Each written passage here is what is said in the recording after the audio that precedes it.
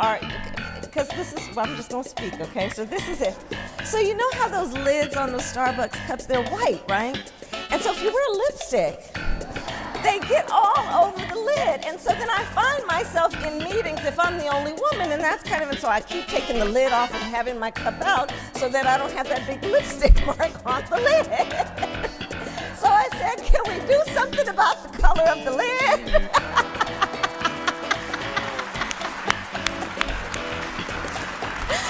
So that was that conversation.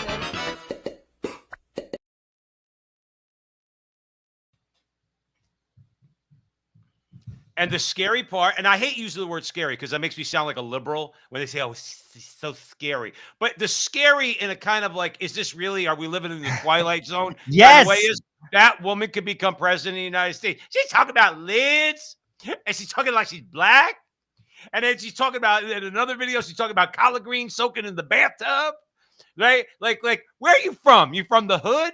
Are you from Georgia? In other words, you're from California. What are you talking about? You're half Indian. You're not a hood girl. Stop. And you know what it is? You and I both have black wives, okay, who talk nothing like that. He'll talk like you got lids, all right? It's insulting to them. But see, it's pandering season, Joe Restinello. It's pandering season. It's like Hillary Clinton with her freaking hot sauce. She's in Abuela. You know? Right. Plays She's dominoes and right? plays dominoes in front of the building in the Bronx. Yeah, right. Exactly. Hey, listen, when you and I used to go up to the soup kitchen, you know, when we were passing the street corner and Hillary was sitting there with the homeboys playing dominoes. She was smoking a cigar, like Smoking a cigar. Chicarillo. And then when she's about to win, she goes, "Domino, mother!" You know, without a doubt. Ice Cube said.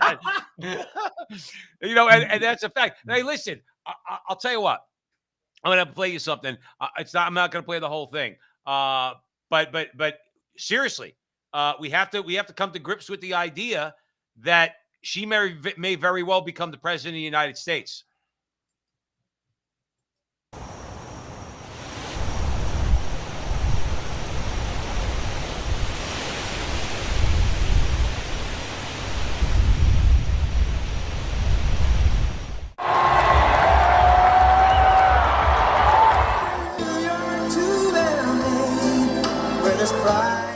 I'm very confident that Harris will win because the keys don't easily change. They look at the big picture of incumbent strength and performance. Never have I changed a prediction because of anything that's happened in the so-called October surprise. That is a myth.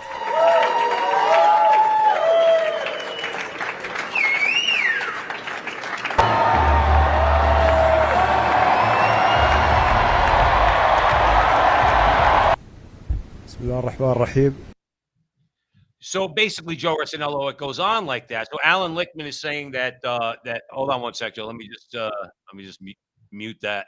So basically, Alan Lichtman saying, and you know the statistics with him. I think he was wrong, like you said one time. Bush Gore back in 2000. So let's face it, cackling Kamala could be the next president of the United States, and then we're all in freaking trouble. Well, a couple things. He's won just about all of his predictions. I think this is a different type of election, though. In fairness to Alan, he's the professor. He has his 13 keys. I think this is a little different type of election. I still don't think Trump's going to be the president, for the reason where I disagree with him is I think he could potentially win the election. They're just not going to allow him to get sworn in January 5th. And if that happens, I think they'll kill him. I've said that before. I'll say it again. With that said, in fairness, that's why we played that clip. I mean, he is a guy that has a track record, a winning track record. People should know that. That came out like last couple days after the debate. So you're right. She could become the president. In fairness, though, as the polls are right now, it's pretty much a deadlock. I've seen Trump up on Trafalgar, on Real Politics. She's up by 1.9%. On Trafalgar, he's up 1.7%. So we'll just call it even as of right now. Yeah. So it's a flat number. With that said, though, I think if he's going to win, he has to really win. because there is going to be shenanigans with regard to the mail-in ballots, with regard to that's just a fact. I mean, like, you have to calculate that in. And frankly, that's why Cardinal Burke put in that novena. I think, to be honest with you, we need the Blessed Mother's intercession. I mean, I prayed it tonight with my wife, and I have been praying it. And to be honest with you, listen, God has a plan. Whoever, becomes the president is a part of that plan. The sad reality is she shouldn't be the president. Not that he's, the best thing since sliced bread either, but at the same time, dude, people are just too caught up in their political identity. Her ideas are going to cause a lot of financial pain to the people, like it or not. But sadly, people don't pay attention to facts. It's Joe. I'll be truthful. That's why I don't even know why they do debates. I don't even know why they do it. Most people don't. Most people came away from that debate net zero. She's not swaying anybody to vote for her. He's not swaying anybody to vote for him. We're going to talk about that.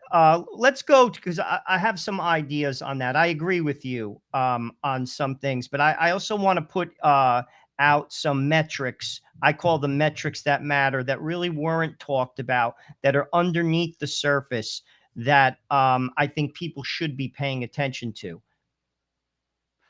So where did you want to go? Let's go to Vivek, see what he has to say. Okay, all right. Well, that's what I was thinking. But yeah, because again, you're right. People should be paying attention, especially to the fact that, too, Joe, not for nothing, real quick before we go there. Just the amount of lying that she did. And then again, the media shows themselves to be true to form. I don't know why the Republicans agree to these debates all the time. And they never hold firm and say, we're not debating unless we have next to Mr. Muir, okay, or whatever the broad's name was, okay, I want Tucker Carlson sitting right there. Well, in fairness, sitting right there. I'm not going to complain about it, because I expected that. And I think it was a net zero game. There was no home run moments. Debates. She would have got my point, Joe Rossinello. I'm sorry. She would have gotten beat. But here's the thing. He took a gamble. He took the same gamble with Joe Biden and won the gamble. He took a gamble and he lost the gamble. But I don't think he lost the debate. I think it was a wash. And frankly, I'm going to talk about that, because there are some metrics that even show that he got an edge. And I'm going to tell people that. And these are coming from liberal sources, which weren't highlighted. But ultimately, you're right. And we're going to also talk about if there is a second debate. There's been a lot of talk. Right. Chris Christie has weighed in on that. And she's already declined one of his suggestions, someone from Fox. So ultimately, let's keep it level. We'll have a level playing field. And I'm not going to complain, Joe. I expected that. And frankly, to be truthful with you, I think he held his own. He got a lot of points out there. It's about people listening. And the important people, and we're going to talk about this after this clip, are the undecideds. And the New York Times said something very interesting about that. And so did Reuters. Well, let's play with Vivek. But if you're joining us here, thanks everybody for joining us here at the front line with Joe and Joe. Remember, share this video wherever you're seeing it: X, Rumble, Facebook, YouTube, the whole 9 yards. You're helping us tremendously to grow our audience, particularly on X. We really appreciate it. So let's see what Vivek has to say. My frank assessment of where things do stand in the race. She did have a lot of momentum coming out of the convention, even coming out of her announcement as the presumptive nominee. I do think a lot of that already has stalled, and it's stalled principally around issues of policy. Kamala Harris has been completely opaque about what her policy positions actually are. She stands in favor of a tax on unrealized capital gains. She hasn't explained exactly how that would function. Why has she changed her position on health care, on Medicare for all, on other areas like bans on fracking? So I hope tonight gives Americans and voters what they deserve, which is a clear picture of both candidates, where they stand on policy. How does your candidate, former President Trump, put the spotlight on that evolution, on the issues, on the flip-flopping, as you guys call them? How does he stay disciplined and put that pressure on her, especially in a debate where you have the mics turned off and it's 2 minutes for you, 2 minutes for them? So the reality is, with the mics turned off, a lot of this is going to fall on the moderators. I hope they do a good job. A lot of conservatives did have skepticism about CNN and their moderators being able to moderate a fair debate. I think they did last time around, and I'm rooting for that in the case of ABC as well. But I do think it's the job of not only the moderators, but also Donald Trump to focus on what his policies actually are. And I think Kamala Harris's own words are the friend of a Republican candidate here. Where Kamala Harris ran for president in the year 2020, she adopted positions that she is trying to run away from now. Those were short 4 years ago. So my best advice would be use her own words. You don't need to put words in her mouth. Just tell the public what she said. And if she's changed her mind, which it looks like she claims to have in many cases, she deserves to explain exactly why and what her new position is. She hasn't. She hasn't done that. Now, I want to hand it right over to you, but I will say this, okay? One thing that Vivek said, that this is pure pandering on Kamala Harris's part, because it's never going to happen, Joe Resinello. And I'm going to tell you why. Pure pandering, dividing people along the lines of class, okay? Unrealized capital gains. You know who's not going for that? The Silicon Valley corporate executives that own millions, tens of millions, hundreds of millions, and billions of dollars of their company stock. Okay, that's unrealized gains. There's no way that she's going to stab them in the back because they're all voting for her, and there's no way she's going to do that to her Wall Street donors. So that's a pure lie. She's not going to tax unrealized gains. It's going to go down in flames because Wall Street and Silicon Valley give more money to Democrats than they do to Republicans. I'll just throw that over to you. Well, there were a lot of contradictions. One of the glaring ones, and then I'm going to go to the metrics that matter, but I do want to bring this up because I think it's important. As the debate was going on, it brought me back to when Joe Biden debated Donald Trump, and he talked about fracking, and he lied straight out about the ban. And he did the exact opposite the second he got into office. And she did the same thing. I hope people picked up on that. But sadly, to your point, Joe, debates are all about, sadly, people rooting for their guy. And they have selective hearing. And they only hear what they want to hear. Ultimately, as far as supporters for Kamala Harris, no one changed their mind. As far as the Trump people, they're all showing up. It's the undecideds that matter. And why do I bring that up? The New York Times, and I invite all people to check it out, ran an article. And this was the headline of the article. The pundits say Harris won. Undecided voters are not sure. And they're referencing a poll taken by Reuters. They picked 10 random undecided people, and 6 of the 10 after the debate said they were not satisfied with Harris's answers. They were not detailed enough, talking to what Vivek just spoke about, and they're voting for Donald Trump. That is a metric that matters. Another metric that matters, and this came from CNN, they just didn't highlight it enough, but you can go on their website and see it. They list the big issues. The 2 biggest issues are the economy and immigration. Before the debate, Trump was ahead of Kamala Harris on who will do a better job on the economy, 57 to 35. I saw today he actually won a point. He's now 56 to 35 or 34, which means he's 20 points ahead on the most important issue to the American people. The second most important issue, which Trump did a phenomenal job of making a lot of points, all of which point directly to Kamala Harris because she was the border czar. Everyone knows it. Everyone saw the clips.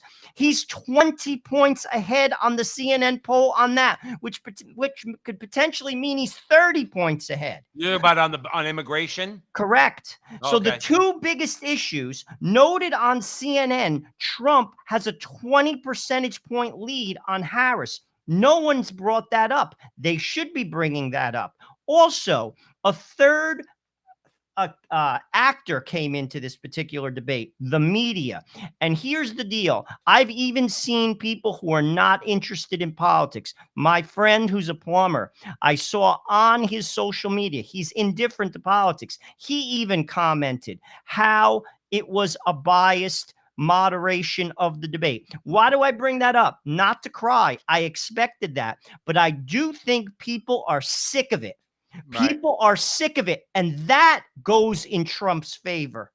So there are things that basically haven't been talked about, particularly the undecided votes that are in Trump's favor. I'll tell you another poll that wasn't talked about. C-SPAN, which is a neutral outfit, but it's an outfit that deals in facts.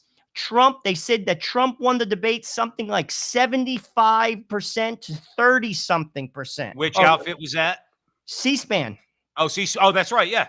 So my point is, Trump didn't get crushed. I mean, of course, the pundits want to hear what they want to hear, and they're spinning their spin. And I'll tell you this, in fairness, Trump missed a lot of opportunity. He absolutely did. And that's being fair. And Kamala Harris was prepared and showed up. But that doesn't mean that she crushed him.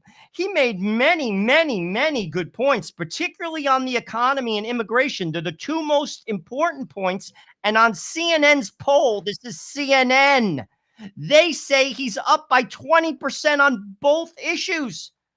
So I'm not saying he won, but what I'm saying is he hardly got crushed. And here's another thing. People are focusing on eating cats and ducks. How about we focus on people eating food that they can't pay for groceries, talking about platitudes. I'm here to give you hope. We're not going to go backwards. We're going to turn the page. How about you tell people how much they're going to pay for their monthly grocery? And I saw another interview with undecideds. This was from Dr. Phil, believe it or not, but it was a person, him interviewing a random person. And what she said was, when Kamala Harris started rambling about giving money for houses, this person basically said, who has an 8th grade understanding of economics, because that's all you need to have to give this particular answer. She basically said, if you do that, it's going to cause more inflation and it's going to affect the middle class. Bingo. So ultimately, that is nothing more than a carrot. It's been tried. They did the same thing with student loans. People are calling it out. And frankly, to the pundit's point that she crushed him, won, I wouldn't say that. I think it was a wash, frankly. If anything, it was a push. And those metrics that matter that I just mentioned are not being talked about. And if anything, they favor Donald Trump. And Right. should pay attention to this, because as of right now, and here's another metric that matters. She didn't get a bump as a result of Right. She got no bump. no bump. So ultimately, you got to measure it by something outside of somebody like CNN or MSNBC Saying that, oh, she was One. so brilliant and wonderful, and she brought her A game. You know what? She really didn't bring her A game. And my problem, please, everybody out there, as it stands right now, don't get all bent out of shape. I'm voting for Donald Trump, if for no other reason, okay, at this point, because the other side is completely evil, and Donald Trump isn't going to destroy the country. In fact, in many ways, like Joe said, in many ways, very grassroots, very tangible ways, he's gonna help the country. But the fact is that Donald Trump dropped the ball because Donald Trump decided to bring his B game. And this has always been my problem with Trump. I voted for him in 2016. I voted for him in 2020, as you did. Okay. Is that sometimes he's got to listen, because in the debate with Biden, he listened. He just stayed on point. He stayed on point. She would have imploded. He had so much of an opportunity. Now, he pivoted on abortion. We don't like that, but he did. And that's the reality of the situation, okay, that he pivoted for this campaign on abortion. Having said that, by doing that, he diffused it on the political level. He diffused it. He took the power away from her, and he dropped the ball. He could have crushed her on abortion. And then the wench moderator turned around and fact-checked him, and she lied. And they'll apologize for that about 1 o'clock in the morning on some day that nobody's watching that station and nobody's watching ABC. She'll apologize and say she was wrong when he talked about, and we covered it on the show, when Ralph Northam said a baby who's born because the doctor failed to kill that baby in an abortion. Okay. The doctor's not required to give medical treatment. Kamala's running mate, Tim Walz, he signed legislation that allowed doctors to not have to treat that child. Okay, because before he signed it, a doctor would have had to treat the child. Okay, Donald Trump had a golden opportunity to take the one issue that the Democrats think that they can win on, which is abortion, and completely diffuse it. And that's my problem with Trump. She didn't bring her A game. The problem is Trump brought his B game, and he should have done what he did in the first debate against Biden. That's what he should have done. To your point, I think that has a lot to do with, Trump has his strengths and weaknesses. One of his weaknesses, it's his hubris. I don't think he was as prepared as he should have been. I listened to an interview today with Chris Christie, and he said that he was involved in the Trump camp, and he does not prepare in the way that he should for debates. He takes them for granted. I was listening to Russell Brand break that down today. Basically, he wings them. You don't wing a debate. Right. You show up prepared to anything in life, particularly something that's important. You show up. And to your point, he did bring his B game. He missed a lot of opportunities, but at the same time, he did make points. And Oh, I'll no, tell I you agree what. with you on that. And I'll tell you also, particularly in the beginning of the debate, which is the most important part of the debate, the first 20 minutes, if you looked at Kamala Harris's face, she was rattled. I could see it in her face. I could see it in her eyes. In fact, her eyes were watery. She actually was rattled. I could see it. It was very evident in her face. So my point is, it was a wash. It didn't affect Trump's base. It didn't affect her base. She got absolutely no bump from it. But when it comes to the undecideds, and the New York Times said so, they were in Trump's favor because he was more fact-based, policy-driven, and she's speaking in broad-based terms and in platitudes. And that was a criticism going into the debate from even some of the, what's it called? The news outlets, CNN. Right. You're not doing an interview. You're not giving details. You're running for president. People deserve the facts. Sadly, and this is a problem with our politics, and we could have a whole show about this, and I'm not going to belabor the point. People just belong to tribes, Joe. Joe, it's the saddest thing I've ever seen in my life. I cannot even believe that anyone, and I'm not pointing fingers, I'm just stating reality. This woman and Joe Biden opened the border and destroyed the working class of America, and they pretend like they support them with their policies. All of these people that came in, say between 15 and 20 million people, that's as many people that are in the state of New York, one of the biggest states in America. They're going to compete for the jobs of the working poor and the lower middle class. They're going to cause housing prices to go up for the working poor and the middle class. And her answer is, I'm going to give you more money, which in turn is going to cause more inflation, which is going to hurt the poor and the working class. All you need is an 8th grade understanding of economics to know that. And sadly, these same people are going to vote for her because they identify as a Democrat. And Joe, I'm going to be honest with you. The more I see that, the more we're involved in this, the more I say that this problem in America is so much deeper than this election. Our people are sick. Our people are sick. Well, here, let me ask you a question. Let me throw something out there to you, okay? Who's more evil than the black liberal establishment that knows that they've allowed her and Biden and the rest of the left to let in 10 to 20 million people that are going to directly take jobs away from African Americans? Who's more evil than the black liberal establishment that then tries to convince those same black people who can't get a job, okay, because an immigrant, an illegal immigrant took their job, and that black congressman in Baltimore and Newark and Detroit goes back and says, you got to vote for me because I got your back. No, you don't. You let in 10 million people. They took my freaking job. How about an 18, 19-year-old kid who's a busboy in a restaurant, okay, trying to struggle and pay his bills, and he doesn't have a job anymore because the employer turns around, he's going to give the job to somebody who they can pay less money to. They're the most evil and complicit. But let's move on real quick. Let's move on because I've said that. I don't care what anybody says. The black liberal establishment, shame on them. But by the way, black people in America are waking up at a rate that has the Democrats quaking. That's why you said 3 weeks ago on this show, okay, that's why they need to replace black people, because eventually they're going to lose black people, because black people are like everybody else. They're like, what the hell's going on? They're like, what the hell's going on? You have no policies that are actually benefiting me. You've tried to convince us for the last 70 years that everything you do is to benefit us. In the meantime, go look at Chicago, Newark, Detroit, Baltimore, all of them. Philadelphia, they're all a disaster. All Democrat-run cities. What are Democrats doing for black people? And black people are waking up to it. But again, shame on the black liberal establishment. So here's the thing about debates, okay? Is somebody in the RNC or the GOP, is somebody going to hold their ground, okay?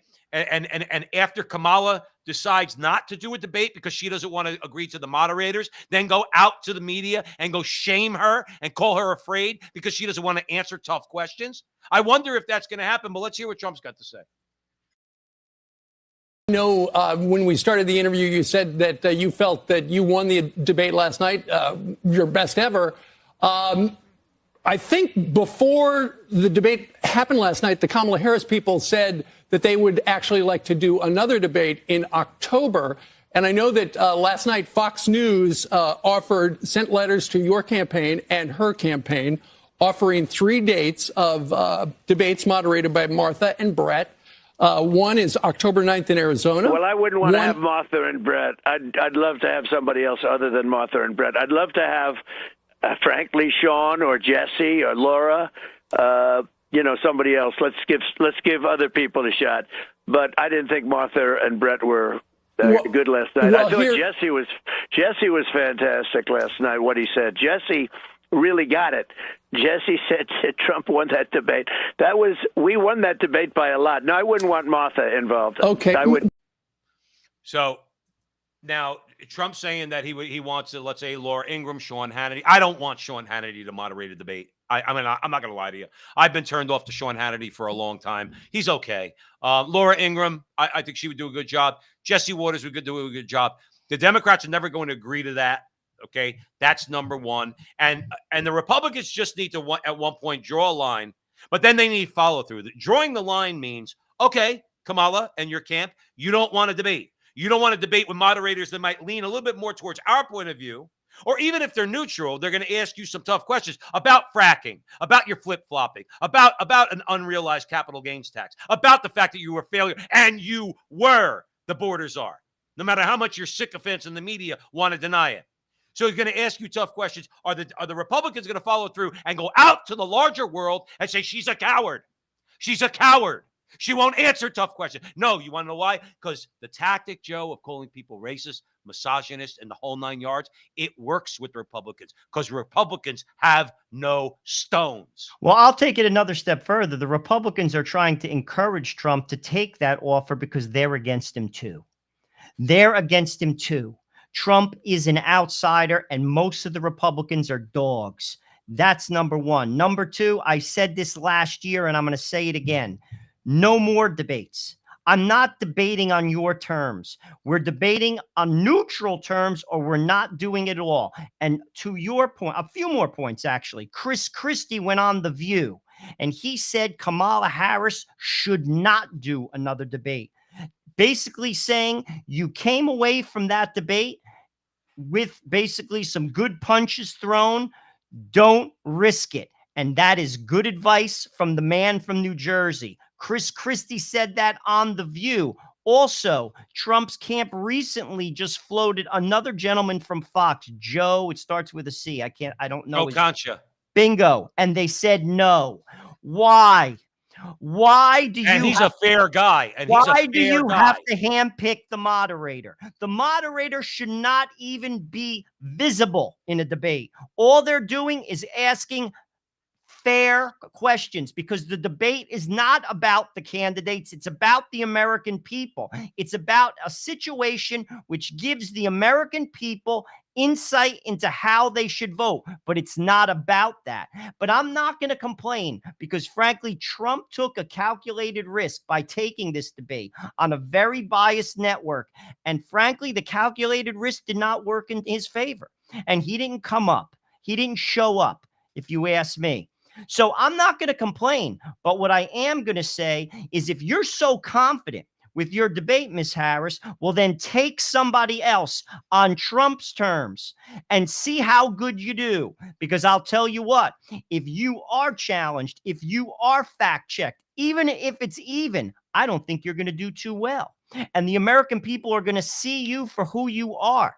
And then maybe they'll think twice.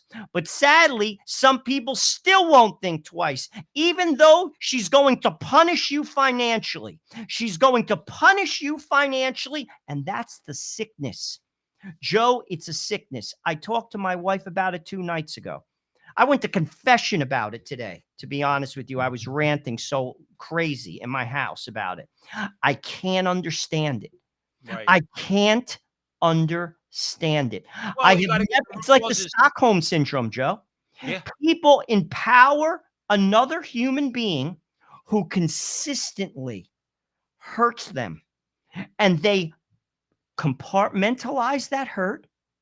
They even compliment the person Mm-hmm. and continue to give them power to continue to hurt them. It's like letting someone in your house that's going to beat you, and Right. all you have to do is lock the door, Mm-hmm. and you refuse to do it.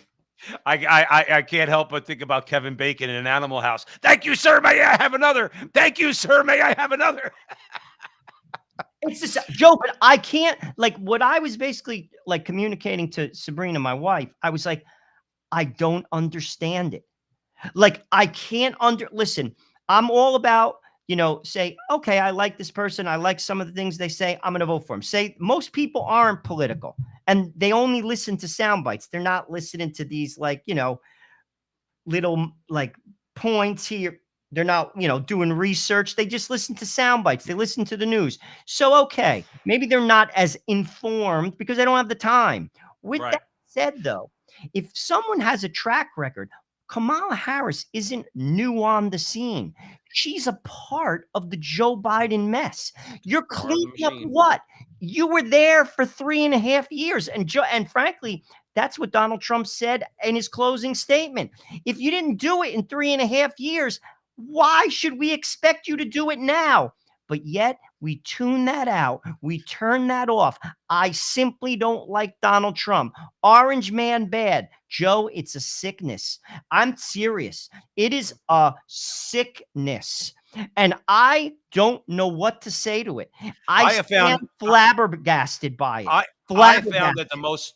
the most objective people when it comes to Donald Trump, quite frankly, in my experience and watching social media, people I run into are pretty much Roman Catholics, faithful Roman Catholics. In other words, because there's some Roman Catholics, of course, a good portion. Hey, by the way, she's running neck and neck amongst Catholics, which to me, again, I Well, can't that's another understand thing. That's another twisted thing. And I remember Catholics put Barack Obama. I remember talking to a good priest I know in Newark after the second term that Barack Obama came in, which I was convinced he wasn't because the economy was in shambles. Shambles. I thought Right. Romney was going to win.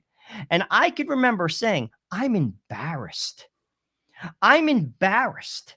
Joe, And we both know Catholics that vote. I was in RCIA teaching RCIA when I was in New Jersey, and I happened to mention not as a supporting in any way. I was trying to make a point to the young people there that were coming into the church. I was trying to make a point that we have to transcend politics and judge these things accordingly. And I happened to mention the fact that I voted for Donald Trump, but I didn't say it in a rah way. And you had to see the look of anger on the person who ran the RCIA. Had to throw it. I voted for Obama twice.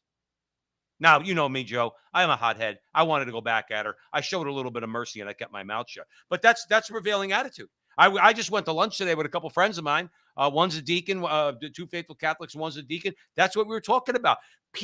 Trump derangement syndrome is a real thing. oh, no question. Okay, this No around. And as far as question. Catholics, I don't know how could you vote for? Go back to Al Gore, go back to John Kerry, go back to Barack Obama. How could you vote for these people in good conscience? And how could you compare abortion to immigration, or how could you compare abortion to the death penalty, or how could you compare cutting off the breasts of a young girl without her parents' consent or notifying her parents? How do you compare that to taxes? Like, I don't get it, because people don't have their eyes open. Joe, you shouldn't get it because they're not comparable. But again, it's a sickness. They just compartmentalize that. And again, don't get me wrong. Donald Trump is pro-choice too, but the church does say you can vote for the lesser of two evils. And he's not. And frankly, they are for third trimester abortion. That was a flat out lie. And I invite all people to look up an article in the Atlantic magazine from a doctor who performs third trimester abortion. It's from 2023. Google it. And he writes about that. Right. So ultimately, they lied And frankly, many people will compartmentalize that lie. They live with that lie. And frankly, they don't do the country any service. And then when they're bludgeoned to death, somehow they don't point in the direction where the bludgeoning is coming from. Yeah. It's an illness, Joe. No, it's It's an absolutely. illness. I agree. Listen, I agree with that. By the way, I think the number is of all abortions in the United States, 12,000 abortions are late-term abortions. We're talking about late-term abortions. So, and again, this is what I mean. See, Joe, you and I should be in charge of the GOP. Okay, you and I, because especially, and we can't get into all of it tonight. All Donald Trump had to say, and then we're going to move on. All Donald Trump had to say about abortion was the Supreme Court turned it back to the states. So neither me as president or Kamala Harris as president is going to do a damn thing about abortion, because whatever we might do is going to get challenged to the Supreme Court, and the Supreme Court's going to say it already ruled, that it's up to the states, and it's not even an issue anymore. Let's move on. That's what he should have said. Because that's the truth, Joe. If they try to federalize abortion, let's say Kamala Harris is elected president, God forbid, okay, and they try to federalize it, you're going to have a bunch of states, pro-life states, that are going to turn around and say, hold it. We're going to file a case. We're going to file suit. We're going to go to the Supreme Court. The Supreme Court already says that the states have the power, and the people in those states have the authority to rule whether or not abortion is legal and to what extent. That's what the Supreme Court said in the decision that overturned Roe. She can't do a damn thing about abortion, nor can Donald Trump. But The only people that could actually do something, Joe, real quick, the only people that could actually do something about abortion is the Supreme Court itself. Well, ultimately, if she becomes the president, all bets are off. She'll stack the court. The country's finished. They're not going to do, Joe, I got to say in fairness, real quick, I'm going to push back a little bit. They had the opportunity with Biden in 2020. They knew that those stacking the court or expanding the court, making Puerto Rico a state, making Washington, D.C. a state, they knew that was not going to happen. I hope you're right. But I'll be truthful with you. After this election, if after what they pulled, particularly at the border, particularly with children, allowing children, no parental consent, Joe, it's all political theater. I am completely done with this country because it's now a slog to the end. I was saying this to my wife as well. It went from Joe Biden to Kamala Harris. Who's next? Is it AOC? Is it Tim Walz? It will be. That guy's a weirdo. But this is my point. It's going to get progressively weirder and crazier and wackier. Well, Joe, when you own the election apparatus in major heavily populated areas of either red states or moderate or middle of the road states, swing states, okay, then guess what? You could put up a Bill Maher. You could put up anybody you want, okay, to become president, because if you have those counties under your control, no judge is going to do anything about it. No GOP is going to do anything about it. No RNC is going to do anything about it. Well, guess what you're going to get? You're going to get the same result. Now, here's the thing. I don't know. It's going on all over the world, Joe. It's like Invasion of the Body Snatchers, Joe Resinello. It's going on all over the world. Let's go to England. The door next door was to audit the books. What she found was a £22 billion black hole this year. Now, she had a choice: pretend it isn't there, walk past it, or deal with it. No, I just want to deal with it. I just want to stop you there. I just want to stop you there. On that 22 billion, I want everybody watching this to know and understand that nearly half of that 22 billion, £9 billion, comes from decisions that your government has made to give many public sector workers pay rises above inflation, including junior doctors getting 22% of an increase over 2 years. So again, when it comes to winter fuel allowance, that was a choice. It was a political decision for the reasons that you say. You want to sort out the economy. But how can you justify it to viewers who feel like it is an attack on some people who've worked hard all their lives? They're not wealthy. They don't have money to spare. And this year, if it's cold, they're going to be looking at the thermostat and wondering if they can pay their bills. So that's Laura Kay. You know what I want from Laura Kay? And I'm going to throw it right to you, Joe Arsenault. I want her to moderate the next debate between Kamala Harris and Donald Trump. You see how she obviously has a show. I've never seen that woman before that clip. I'm assuming her name's Laura Kay because that's what it said on the thing. You watch it. He tried to lie, or at the very least try to make it seem like he had nothing to do with this 22 billion pound black hole. And she cut him off, and she went back at him with the facts and the truth. Can we get a little some of that in America? Can we get a little bit of that in America? What I want people to pay attention to is that's what happens when the government has too much power. And that's what's happening now and in Europe, the disconnect between our ruling class and regular people. How do you make such a decision? He's dehumanizing those people. They don't need heat. Know why? Because they're powerless and he can get away with it. He has heat. The people who contribute to his campaign have heat, money for fuel, yet they are powerless, they're meaningless, and they're dehumanized. And frankly, that's the danger when a government does not have God at the center. Every government historically, from now till the beginning of time, the second a secular government comes to power, and that's exactly what England is, and that's exactly what the EU is. Power is the center. And frankly, power does not care about people. And God does. And I much rather live under a society where God is in the center, that does not impose their religion upon the people, but proposes it. And I much rather be under a leader who knows what it means to serve, because before you could lead, you first must understand what it means to serve something above you, which is God. And when you don't have such a person, that person is dangerous. And you just saw what that means. No heat for poor retirees. Right. Too In the bad, meantime, so sad. But as she pointed out, it was his and his government's decision to raise the pay. They're bribes. That's what they are. When you raise the pay of public workers, that's just bribes. That's bribe payoffs. You voted for me. I promised you I'd give you a raise, and they give you a raise. That's why, by the way, public sector unions need to be abolished, because it's an inherent conflict of interest. Private sector unions, fine. Public sector unions, that's all that was, is a bribe. Now, he creates the 22 billion pound black hole, and then he wants to turn it, we can't pretend it's not there. And that reporter says, you're right. We can't pretend it's not there. You caused it. You caused it. All right. With your policies. And I was just more impressed with the fact that she shut him down.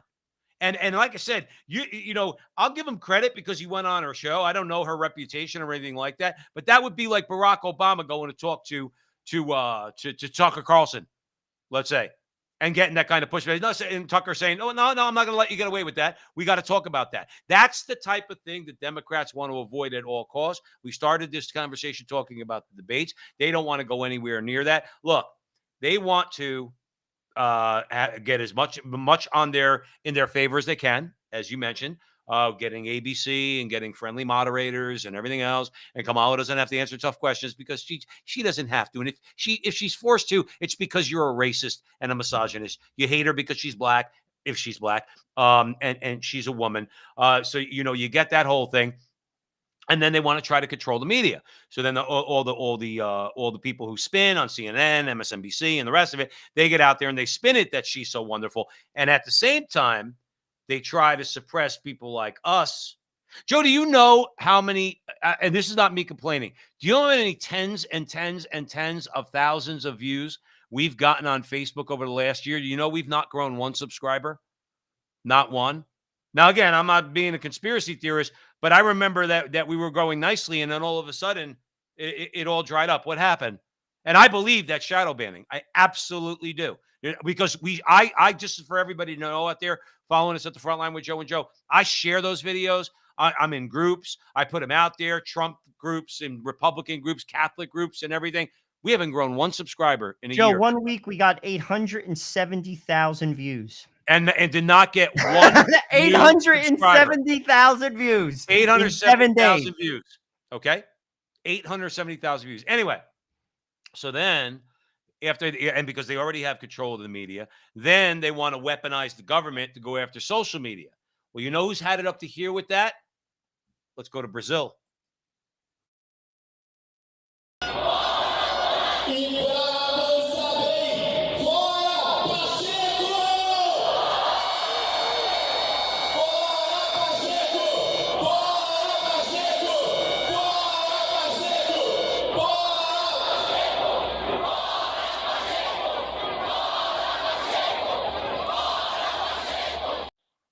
Couple things.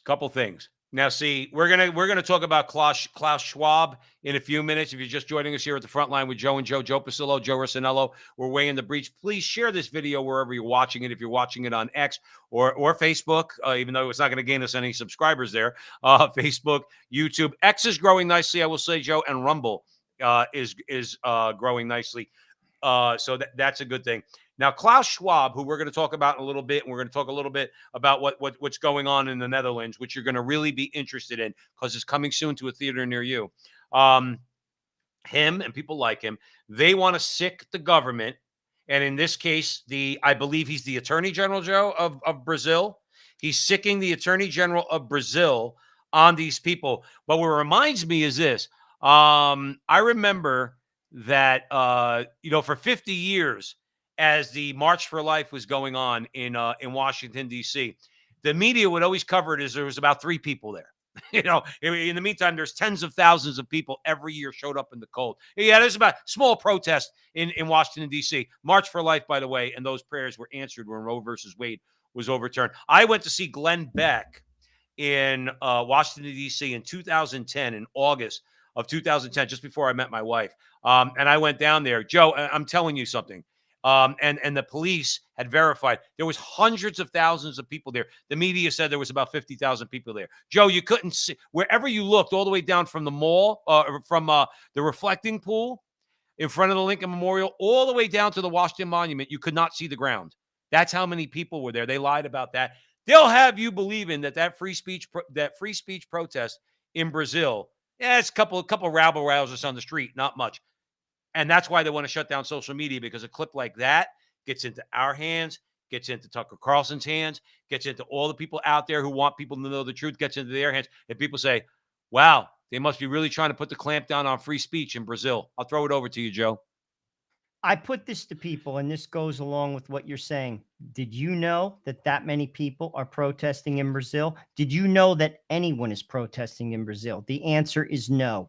You should have seen after the election, which got stolen when Lula, who was a convicted felon in prison, beat a populist candidate, Bolsonaro. You should have seen how many people took to the streets then. Did you know about that? Did the American media cover it? No. Does that trouble you? You see, again, are people connecting dots? Do people care?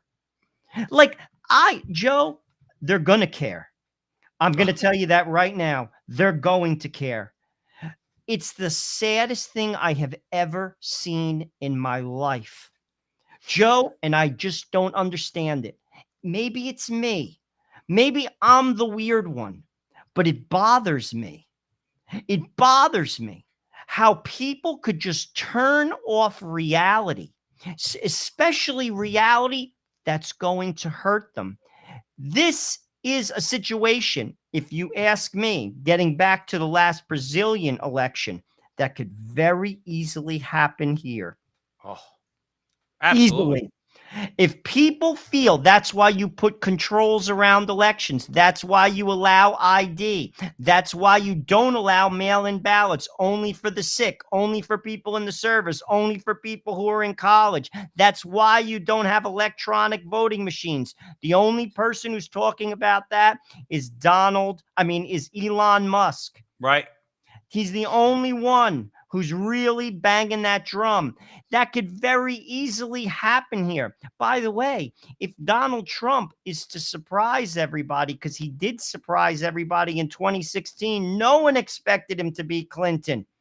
No one. In fact, the cars, the limousines, they were at Clinton's house in Chappaqua, ready to take her into New York. and she lost. Joe, thank you so much, by the way, for bringing up a warm, fuzzy moment for my heart when I see the clips of John Podesta and all the people crying. They're all crying in New York and everything else. And it's been a hard night for everybody. Yeah, that's right, because you got a weak candidate, a scumbag liar like Hillary Clinton, a murderer. All right, is what she is. Okay, she is so part of the oligarchs, and we're going to get into that in a minute with what's going on in the Netherlands. She's all part of the global new world order. Okay, and she cried her eyes out. Why? In that case, love or hate Trump, Trump beat her. That's the bottom line.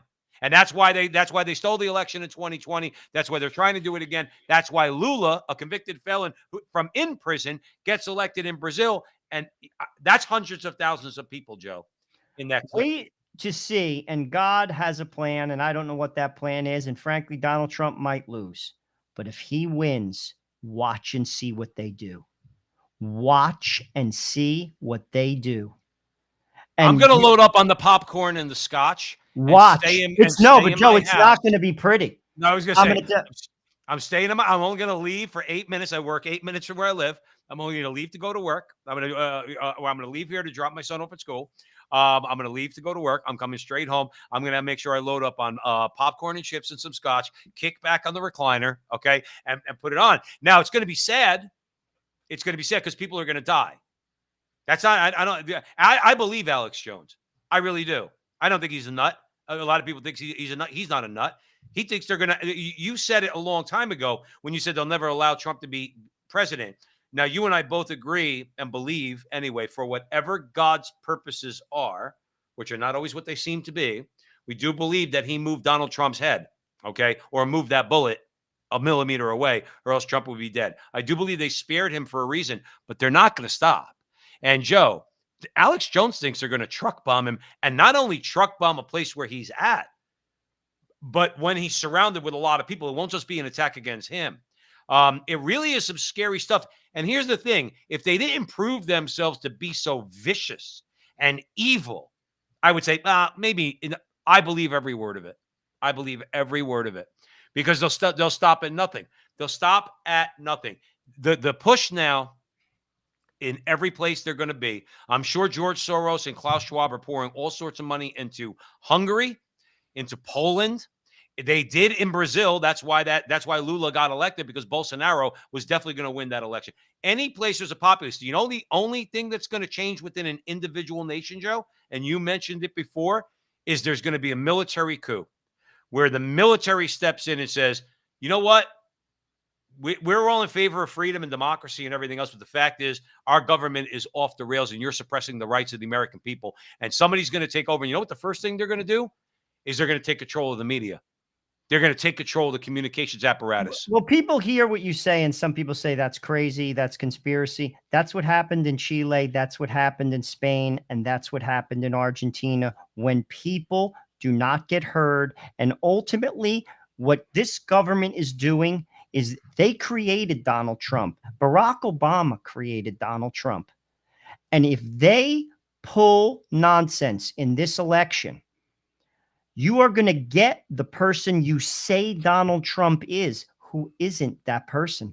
Right. He's not a dictator and a fascist, but you'll get one eventually. Listen, we played them on the show. Jocelyn Benson, the attorney general in Michigan, she's a fascist. See, she's a dictator. She said if the county, the people within the county that are responsible for reporting the results of the election, if they impede the democratic process at all, we're going to come after you. That means don't question what we do.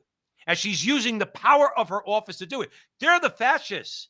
They proved that during COVID. And the weak need, I was about to use a word I know you don't want me to use at the Frontline with Joe and Joe show, but the weak-kneed feckless, let's call them feckless Republicans, they went right along with it. And Donald Trump, in fairness, went right along with it too. When there should have been pushback from the federal government against Whitmer, against Newsom, against all of them, finally they dragged Andrew Cuomo up in front of Congress. I was watching a clip today, and they're grilling him about the people that he murdered in the state of New York. The fact is, it's always the same thing. You will need to have some military intervention. And I will say this, and I don't care what anybody says, okay? Pinochet was not a bad guy. In fact, what Pinochet took over, by the time, first of all, when they look at, and I won't be long-winded, Joe, I promise. When you look at what Franco did in Spain, fighting the communists, okay, and when you look at what Pinochet did in Chile, okay, fighting the communists and the drug dealers, all right, the fact is those two guys did something that no communist dictator in our lifetimes has ever done. I don't care what communist dictator was, from Stalin to Castro to Mao and everywhere in between. They both gave power back once everything was set right. And what did the people of Spain do? And what did the people of Chile do? Well, beware, Joe, sometimes when you give gifts to people and they took it and they squandered it, because Spain is a mess right now. Spain is an absolute mess. Okay. They voted back into socialists quite some time ago. Chile's no better. All right. In the meantime, these men actually gave power back after setting things right. And who knows what happens. But let me throw that over to you for a comment. That's why, to be honest with you, though, force, it's a temporary Band-Aid, and this is a temporary Band-Aid. That's why, to be honest with you, it's getting below the surface. The problem is, frankly, it's sin. It's a godless society. People are sick, poisoned in the head, because, frankly, they're living in sin. I'm a sinner, but I also am a practicing Catholic. I go to confession. I went to confession today. I receive the Eucharist almost daily. I pray, which means I'm plugged in to God. Grace doesn't come from me. It comes from God. You have to open your heart to it. People have to turn back to God. That doesn't mean the state is a theocracy. That doesn't mean the state makes you go to church, but the state should encourage it because it's good for people and it builds strong families, and the formula works. The blueprint works, but we resist it. And because we resist it, we live in the muck and mire. Joe, listen, you said it builds strong families. The only thing they're interested in building is 15-minute cities.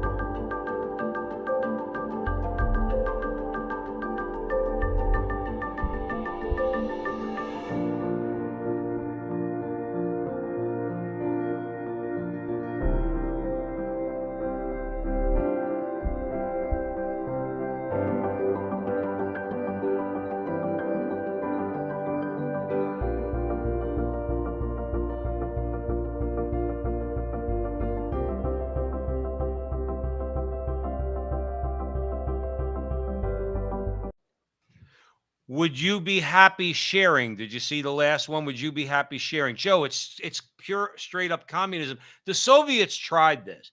They tried this. I forgot the name of the city in the Soviet Union.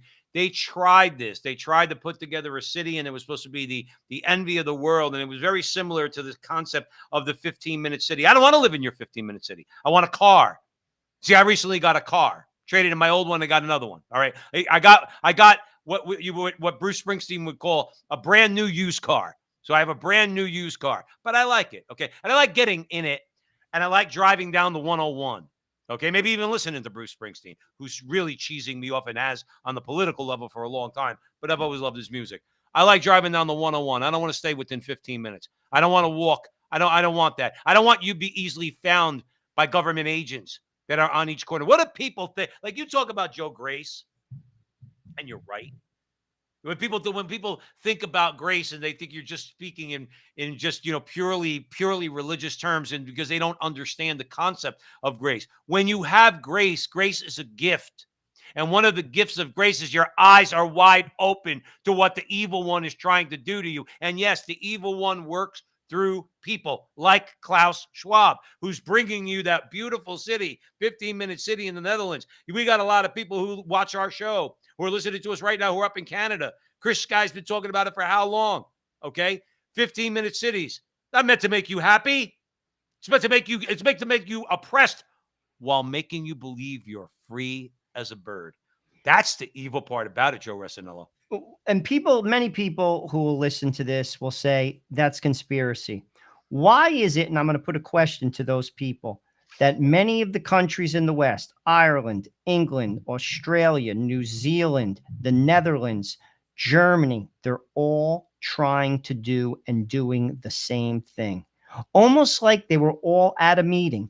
Why are all of these? I'll give you an example because I'm not Kamala Harris. I give examples. Immigration. Why are all of these countries having unfettered borders? All of them. Because what they're doing is they're taking the power away from the populace by importing in a voting class.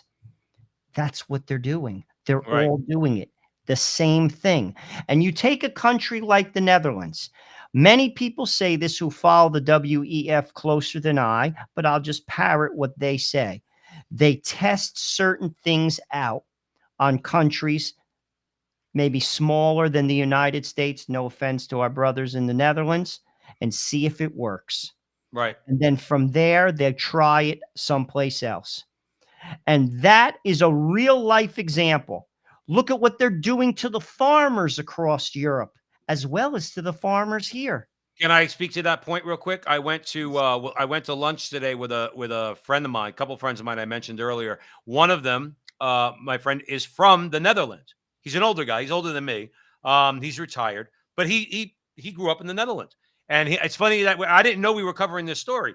And he said back in the day before the socialists took over, okay, you had a vendee type situation in the Netherlands. All the farms were owned by Catholics. The farmers were prospering. They were thriving. They were Catholic. And that means they were independent, okay, from the socialists. They ran them as cooperatives. Okay, so if you and I are neighbors and we're both farmers, you get the tractor 3 days a week. I get the tractor 3 days a week. In other words, they ran it like that, okay, as a co-op, and they did very, very well. And then the socialists came in, got rid of the whole thing. Now, all those people he said that own those farms now just are forced to actually have to just work on those farms, and they don't get the fruit of their labor. That's the Netherlands. Now, what's the difference? You know who's going to want to live who's going to live in a 15-minute city, Joe? Not those people that I just described to you, not those independent-minded people who know how to work the land or who know how to just work in general. It's going to be all the lazy bastards out there who are going to get their universal basic income from the government. And just like we've said a million times on this show, maybe it won't be a bottle of vodka. See, the Soviets used to give you a bottle of vodka. That was part of your ration. Here, go drown. Hopefully your liver explodes and you die because we hate you anyway. But in between now and then, here, take your bottle of vodka, go stupefy yourself. In the 15-minute city, it's going to be free drugs. Okay? So they're going to get universal basic income. They're going to get free drugs. They're obviously going to get all sorts of contraception and abortion and all that fun stuff. Okay. They're going to be able to have sex with whoever they want, and they'll be completely controlled, and you will not dare. Just like the Berlin Wall, Joe, you won't even dare approach that gate to leave that city. Don't even think about it, because if you do, you'll get shot.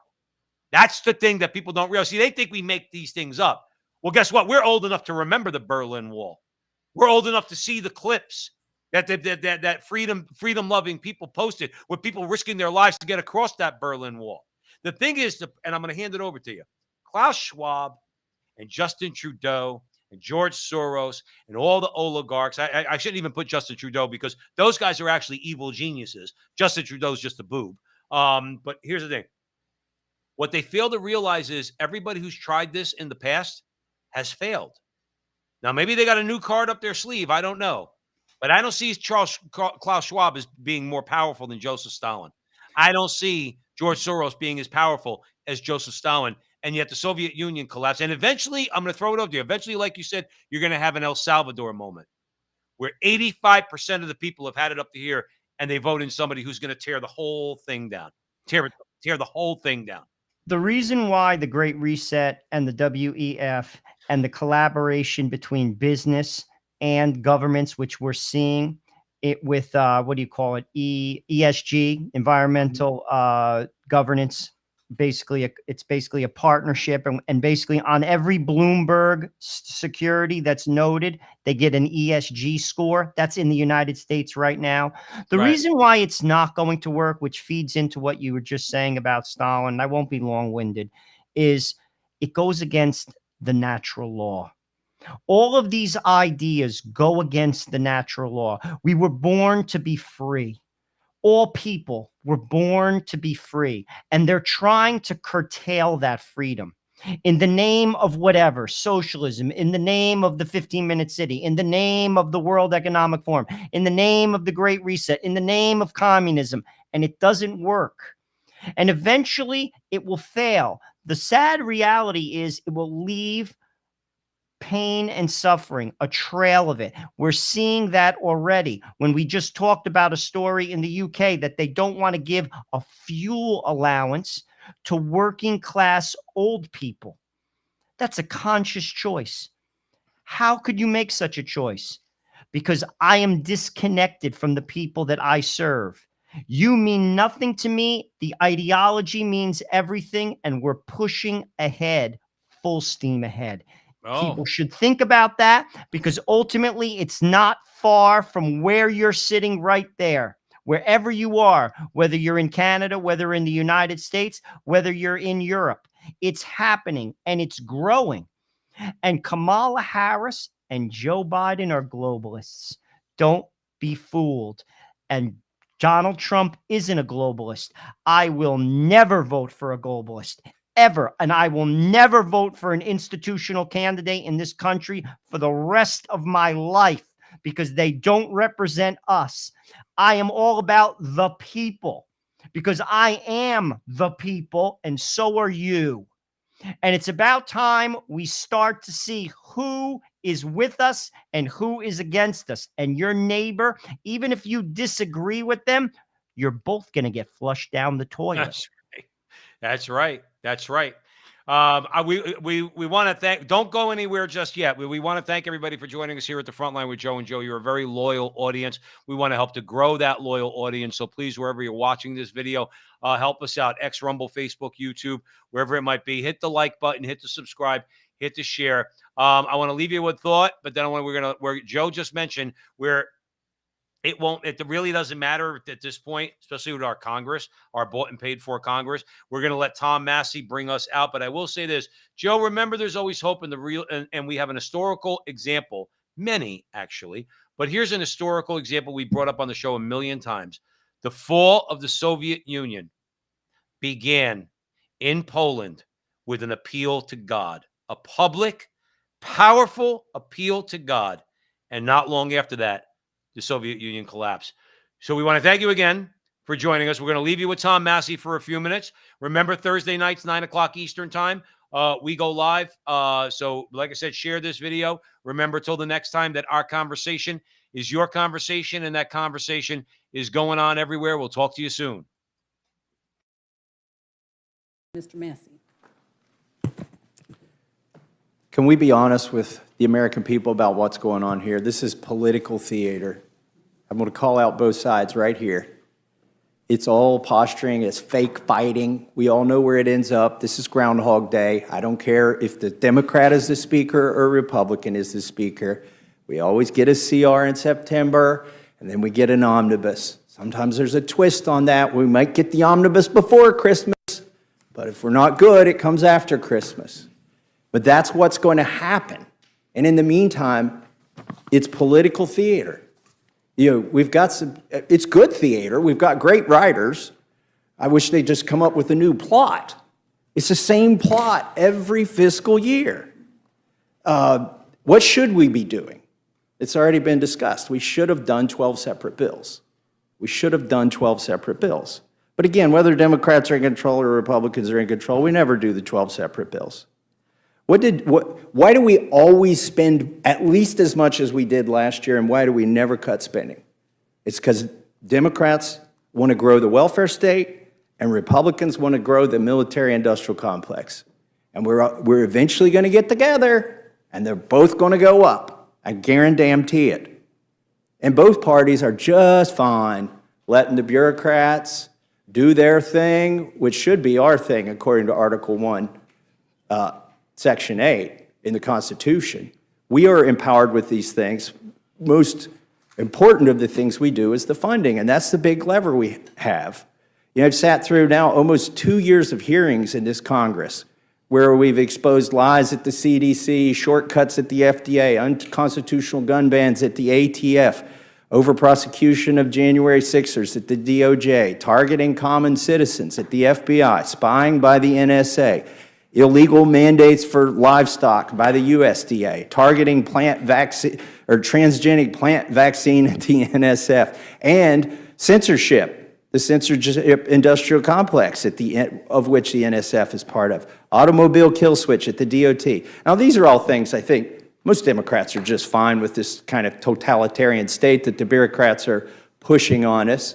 But Republicans at least pretend to be against these things. But what are we going to do this September? We're going to fund every freaking one of those things that we have exposed. That is the tool that we have, is the funding. Why are we funding things we don't like? We don't have to. Well, it's because we're addicted to spending. And this doesn't do anything about the addiction at all. So let me touch on one point too here that I think is important. Is, you know, a couple years ago, or a summer and a half ago, I suppose now, we did something where we allowed the debt limit to be increased. But as a condition of that, we said if you do a CR that lasts past April 30th, everything's going to get cut 1%. And that, to me, seemed like at least a little tinge of fiscal responsibility was creeping in. But now I notice that this CR, instead of going 1 year and giving us time to do the 12 appropriations bills, is going to go 6 months. Now, let me tell you what's going to happen because this goes 6 months. Number one, it ends in March 28th, on March 28th. Well, the automatic cuts happen on April 30th if the CR went past that. So that is exactly why the Speaker chose a 6-month CR, is so we don't have even the chance, a threat to this town, it's a threat of a 1% cut. We don't want to even, this is like T-ball. The 1% cut is on the tee, and Republicans won't even swing at it. So instead, we're going to do a 6-month CR instead of a 1-year CR. That sets up another crisis next spring where we can do another pretend fight sometime around March. And that fight it'll be the same fight regardless of who wins the presidency and who's in charge of the Senate and the House. And we're basically going to get pretty much the same result. But that's 6 months from now. In the meantime, we can kick the can down the road. All of these things that we've exposed and all of these hearings are going to continue to get funded. But wait, there's a bright, shiny object on this CR. I've never seen one of these. I have never seen a bright, shiny object attached to one of these must-pass bills. Oh, wait, no. It actually happens. There always is. A bright, shiny object. A bauble, if you will. A little something to get excited about. This SAVE Act. It's going to save us all, right? And by the way, this is good political theater. I do like this part of it, that we're going to see almost every Democrat cast a vote so that illegals can vote in our elections. I mean, that's pretty clever on the part of our Speaker to set that up, make you all take that vote. But here's what he's going to do after you take that vote. He's going to take it off. The bright, shiny object goes away. It's Lucy and the football again. And the American public is all revved up. Yeah, we're going to get to save it. We're going to save these elections. We're going to stop the illegals from voting. Really? How are you going to do that in like 6 weeks? I think they're already registered if they're going to vote. Some of them probably already voted. This SAVE Act ain't going to save anything.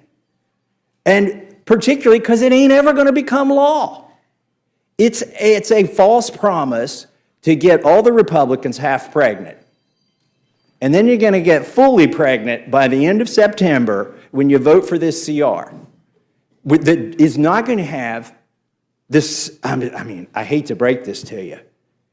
I mean, the Democrats already know this. I'm not telling you anything special. I hate to break it to the Republicans. You ain't getting the SAVE Act. It is not going to stay on this bill. Why? Because we're going to cave. We're going to cave. Is it a fight worth having? Absolutely, it's a fight worth having. Make those Democrats say they want illegals to vote. Make them take that vote as many times as you can, and then make them go to the ballot box in November. But that's what it is political theater, folks. We all know where it ends up. We've seen it. I've been here 12 years. I've seen it 12 times. I refuse to be a thespian in this failure theater. And with that, I yield back.